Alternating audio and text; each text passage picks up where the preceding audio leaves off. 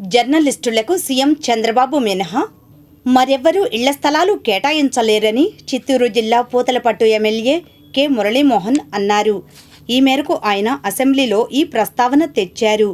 గతంలో ఈ ఎమ్మెల్యే జర్నలిస్టుగా పనిచేయడం గమనార్హం. రెడ్డి పాలన ఒక నిరంతరమైనటువంటి హెచ్చరిక అధ్యక్ష.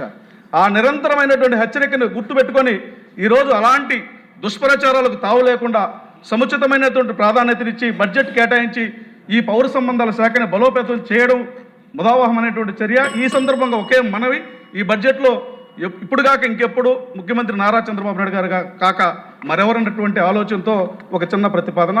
జర్నలిస్టులకి గృహాలు స్థలాల విషయంలో సార్ కొంచెం ముదావహంగా ఆలోచించాలని కోరుతున్నాను.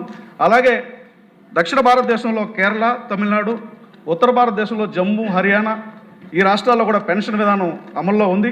దానిపైన కూడా అధ్యయనం చేయమని మీ ద్వారా కోరుతున్నాను.